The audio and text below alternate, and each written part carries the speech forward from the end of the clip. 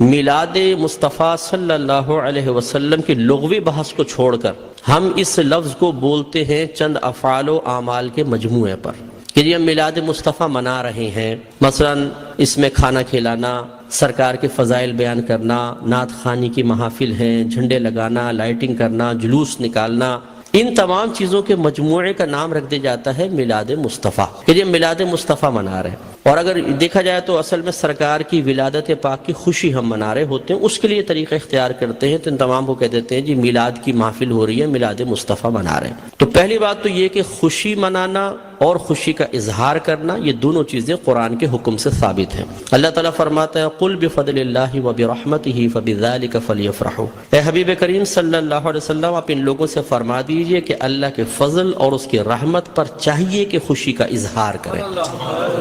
کہنے والا کون ہے؟ اللہ تبارک و تعالی. اور اگر میں آپ سے پوچھوں کہ اللہ کا سب سے بڑا ہم پر کیا گیا فضل کیا ہے اور اس کی نازل کردہ رحمت کیا ہے، تو ہر مسلمان بے اختیار کہے گا کہ ہمارے نبی کریم صلی اللہ علیہ وسلم. سب سے بڑا اللہ کا فضل، سب سے بڑی اللہ کی رحمت کہ ہمارے سرکار کے قدموں سے ہمیں قرآن ملا ہے، ایمان ملا ہے. حتیٰ کہ اللہ تبارک و تعالیٰ نے اپنی معرفت بھی اس وقت تک چھپا کر رکھی جب تک اپنے حبیب کو ظاہر کرنے کا ارادہ نہ فرمایا.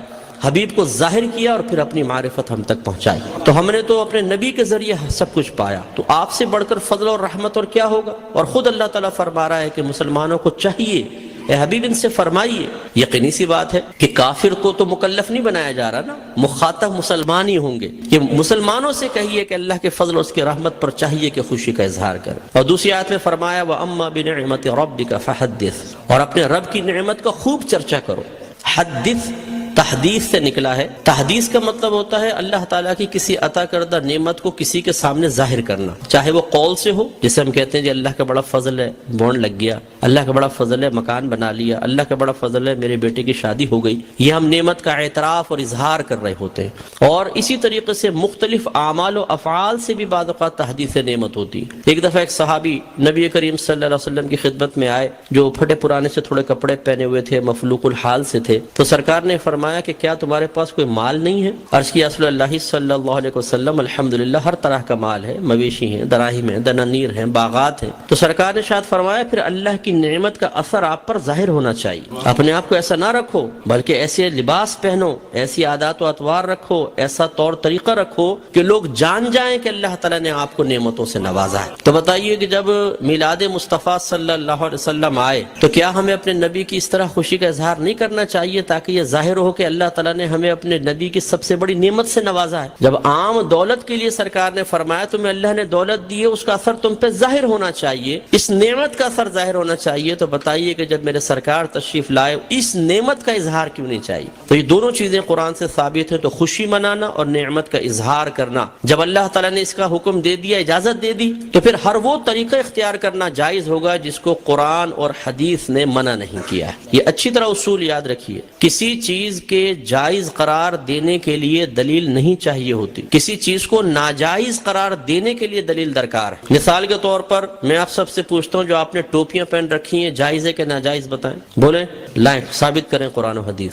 حضرت ثابت کریں کہ ایسی ہری پٹی نیچے اور اوپر سفید ہو، قرآن حدیث سے ثابت کریں. کر سکتے ہیں آپ؟ تو آپ کہیں گے بھی قرآن و حدیث سے اگر میں ثابت نہیں کر سکتا تم یہ بتاؤ کہ یہ جائز ہے ناجائز. اگر کہتے ہو ناجائز تم ثابت کر دو، میں نہیں پہنوں گا. اس طرح آپ نے چشمے پہنے ہوئے ہیں، آپ اس وقت رات کے تقریباً 9:30 بجے یہاں بیٹھ کر بیان سن رہے ہیں، لائٹنگ ہوئی ہے، یہ پکی چھت کے نیچے آپ بیٹھے ہوئے ہیں، میں مائک پہ بیان کر رہا ہوں، آپ اس کو سن رہے ہیں اسپیکر کے ذریعے. تو کیا یہ سب قرآن و حدیث سے ثابت ہے؟ یقینی سی بات ہے کہ نہیں. لیکن کیا یہ منع ہے؟ جب منع نہیں ہے تو پھر جائز ہے. یہ پہلا اصول یاد رکھیے گا. تو اگر کوئی آپ سے کہتا ہے کہ میلاد مصطفیٰ جائز ہے، آپ کہیں بالکل جائز ہے. وہ کہے قرآن و حدیث سے ثابت کرو، آپ کہیں کہ چلو میں بعد میں بولتا ہوں، پہلے تم یہ بتاؤ کہ ناجائز ہے کہ یس، تو تم ثابت کرو. کوئی ایک آیت لا کر ایسی بتائیں، کوئی حدیث جس میں اللہ یا رسول نے فرمایا ہو کہ میلاد مصطفیٰ نہ مناؤ. اور جب اللہ تعالیٰ اس کے رسول منع نہ کر رہے ہوں تو پھر آپ اور میں کون ہوتے ہیں منع کرنے والے؟ بعض کہتے ہیں کہ جی سرکار نے ایسا نہیں کیا، صحابہ کرام نے نہیں کیا، نہ اس کا حکم دیا. یاد رکھیں یہ بھی کوئی قاعدہ ضابطہ نہیں ہے کہ اللہ کے نبی حکم دیں تو ہم کریں، حکم نہ ہو تو نہیں کر سکتے. صحابہ کرام کریں تو ہم کر سکتے ہیں، صحابہ کرام حکم دیں تو ہم کر سکتے ہیں، ورنہ نہیں کر سکتے. یہ کوئی ضابطہ قاعدہ نہیں ہے. اصل چیز وہی ہے جو میں نے آپ کو بتائی کہ اگر اللہ تعالیٰ اس کے رسول نے منع کیا ہے تو منع ہوگا، اور اگر منع نہیں کیا تو بالکل جائز ہوگا۔ اب میں اس کی آپ کو تھوڑی سی مثالیں بتاتا ہوں۔ دیکھیں آپ کی مسجدوں پہ گنبد اور مینار بنتے نہیں بنتے؟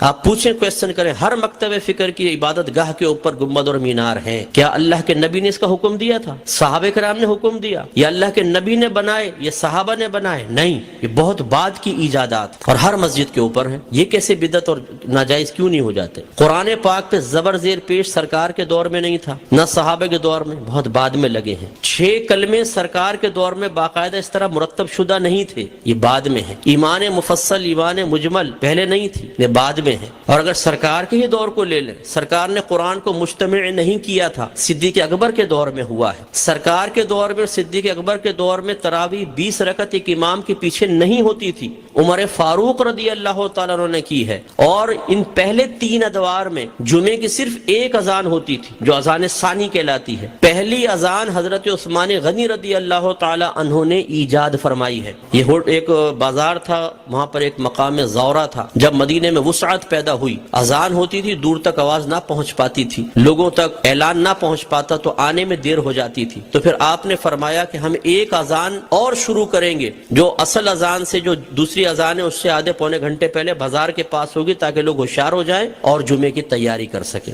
ہر مکتبہ فکر جو جمعہ پڑھتا ہے وہ پہلی اور دوسری دونوں اذانیں دیتا ہے۔ وہاں یہ کویسچن کیوں نہیں پیدا ہوتا کہ جب اللہ کے نبی نے نہیں کیا تو پھر حضرت عثمان غنی نے کیسے کر لیا؟ اس کا مطلب ہے جب ضرورت پیش آتی ہے تو یہ اللہ کے نبی کی تعلیم ہے، خود صحابہ کرام نے ہمیں تعلیم دی ہے کہ آپ کسی بھی ایسی چیز کو شروع کر سکتے ہیں کہ جس کو اللہ تعالیٰ اس کے رسول نے منع نہیں کیا ہے۔ اسی طرح مدارس کا قیام آپ دیکھ لیں، ان میں سلیبس ہم نے رکھا ہوا ہے۔ اور اسی طرح میں آخری بات بس یہ مثال دیتا ہوں، ہر مسجد میں جماعت کے کچھ اوقات مقرر ہوتے ہیں، فجر اتنے بجے، ظہر اتنے بجے، عصر، مغرب، عشاء۔ کیا نبی کریم صلی اللہ علیہ وسلم نے حکم دیا تھا کہ اس وقت جماعت کرو؟ صحابہ کرام نے نہیں، ہم نے اپنی سہولت کے اعتبار سے کیا ہے۔ اور یہ ایک اعتراض کا بہت بڑا جواب بھی بن سکتا ہے۔ لوگ کہتے ہیں کہ آپ یہ 12ویں کا انتخاب کیوں کرتے ہیں؟ یہ بتائیں۔ اپنے پاس سے دن خاص کر لینا صحیح نہیں ہے، اپنے پاس سے دن خاص کر لینا صحیح نہیں ہے۔ تو یہاں میں آپ کو سمجھا دوں کہ کسی ایک چیز کو دوسری چیز کے ساتھ خاص کرنا 2 طرح کا ہوتا ہے۔ اللہ تعالیٰ اس کے رسول نے خاص کیا تو اسے کہتے ہیں تخصیص شرعی، یعنی خاص کرنا شریعت کی طرف سے۔ اور اگر اللہ تعالیٰ اس کے رسول نے نہیں کیا، آپ اور میں کر لیں، جیسے ہم بچے کی سالگرہ کے لیے ڈیٹ کرتے ہیں، فکس کرتے ہیں، اس طرح بچی کی شادی کے لیے ڈیٹ ہم آپس میں مشورہ کر کے فکس کرتے ہیں، کوئی تقریب کرنی ہوتی ہے اس کے لیے، اسی طرح دارالعلوموں کے اندر سال شروع کرنا آخر کے لیے، اسی طریقے سے مسجدوں میں جماعت کے اوقات۔ یہ جو ہم اپنے پاس سے ایک چیز کو دوسری کے ساتھ خاص کرتے ہیں، اس کو کہتے ہیں تخصیص عرفی۔ تو تخصیص عرفی کو تخصیص شرعی بنانا غلط ہے، کہ مثال کے طور پہ اگر ہم 12ویں کو 12ویں تاریخ میں کر رہے ہیں تو ہم کہیں کہ اسی تاریخ میں ہوگی، اس کے علاوہ نہیں ہوگی، یہ غلط ضرور ہوگا۔ لیکن ایک چیز کو دوسری چیز کے ساتھ خاص کر دینا اگر لازم اور ضروری سمجھ کر نہ ہو اور پھر بھی ناجائز ہو، تو جتنی میں نے آپ کو مثالیں دی ہیں، بتائیے پھر بیٹی کی شادی فکس کرنا بھی ناجائز ہونا چاہیے؟ یہ کوئی دنیاوی معاملہ نہیں ہے۔ نکاح تو سنت ہے، سرکار نے فرمایا نکاح من سنتی فمن رغب عن سنتی فلیس منی، نکاح میری سنت سے ہے، جو میری سنت سے بے رغبت ہوا وہ مجھ سے نہیں۔ تو اب جب بچی کی شادی کی باری آئے اور دولہا والے پوچھے جی کون سی تاریخ رکھنی ہے، تو کہ خبردار تاریخ فکس کرنا بنا ہے۔ تو شادی ہوگی کب؟ بس ہو جائے گی بغیر فکس کیے، کر کے بتائیں پھر ذرا۔ تو یہ مطلب ایک بے وقوفی کی سی بات ہے۔ تو اس لیے جماعت کے اوقات مخصوص کر دینا اور اس سے 1 منٹ بھی آگے پیچھے نہ ہونا۔ امام صاحب اگر 4 منٹ بھی لیٹ ہو جاتے ہیں تو لوگ یوں ٹائم دیکھتے ہیں کہ امام کہاں گیا، اور پھر جو شور مچتا ہے پوری مسجد کے اندر، کچھ امتحان ہے۔ خود جماعت میں لیٹ پہنچے کوئی بات نہیں، امام صاحب 1 منٹ بھی لیٹ نہیں ہونے چاہیے، بالکل وقت کے اوپر جمعہ شروع ہونا چاہیے، وقت پہ جماعت۔ تو جو ہم نے اپنے پاس سے خاص کیا اس میں کتنی سختی کر رہے ہیں، ہر مکتبہ فکر کرتا ہے۔ تو خلاصہ کلام یہ ہے کہ اللہ کے نبی کی جب یہ میلاد کا موسم آتا ہے، اس قسم کے بہت سارے وساوس ہماری طرف متوجہ ہوتے ہیں۔ اصول بس یہی ہے کہ اللہ کے رسول نے اگر حکم نہیں بھی دیا، کر کے نہیں بھی دکھایا، لیکن منع بھی نہیں کیا، تو ہمارے لیے بالکل اس کے کرنے کی شرعی طور پر اجازت ہے۔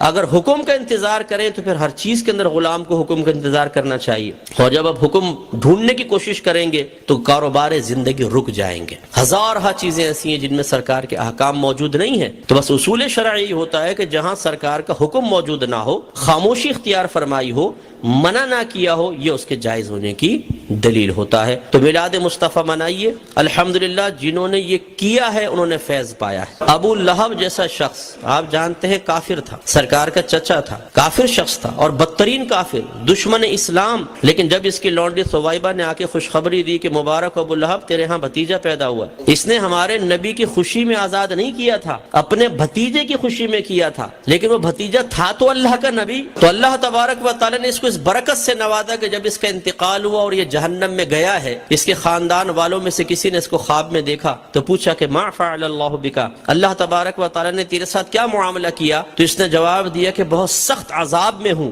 لیکن جب میں اس انگلی کو اپنے منہ میں لیتا ہوں کہ جس سے میں نے اپنی لونڈی کو آزاد کیا تھا تو اللہ تبارک و تعالی اس سے پانی جاری فرما دیتا ہے۔ تو شیخ عبدالحق محدث دہلوی رحمۃ اللہ علیہ فرماتے ہیں لوگوں غور کرو، ایک دشمن تو ہمارے نبی کی خوشی منا کر جہنم میں راحت پائے، تو پھر ہم اگر اپنے حبیب کا میلاد منائیں، ان کی خوشی منائیں تو کتنی راحت پائیں گے۔ اور جب میرے سرکار صلی اللہ علیہ وسلم پیدا ہوئے تو خوشی تو اللہ نے بھی اس کا اظہار فرمایا، خوشی کا اظہار فرمایا، انعامات دیے، مبارکبادیں ہوئی۔ آپ تاریخ اٹھا کے پڑھیں، جب میرے آقا صلی اللہ علیہ وسلم کی ولادت ہوئی ہر پرندے اور ہر جانور نے ایک دوسرے کو مبارکباد دی ہے کہ ہمارے نبی پیدا ہو گئے، فرشتے ایک دوسرے کو مبارکباد دے رہے تھے، حدیثوں کے اندر موجود ہے، فرشتے مبارکباد دے رہے تھے۔ اور اس زمانے میں جتنی حاملہ عورتیں تھیں اللہ تبارک و تعالی نے سب کو بیٹوں سے نوازا، اور وہ قحط سالی کا دور تھا، لیکن جب میرے آقا صلی اللہ علیہ وسلم پیدا ہوئے تو عرب کہتے ہیں کہ اتنی فصلیں ہوئیں، اتنا چارہ ہوا، اور ہمارے اونٹ چارہ کھا کھا کے اتنے موٹے ہو گئے کہ ہمیں خوف ہوا کہ شاید یہ چربی کی شدت سے پٹ پڑیں گے، اتنا اللہ نے نعمتوں سے نوازا ہے۔ تو خلاصہ کلام یہ ہے کہ میرے آقا صلی اللہ علیہ وسلم کی میلاد مصطفیٰ منانا یہ بہت بڑی سعادت کی بات ہے۔ وسوسوں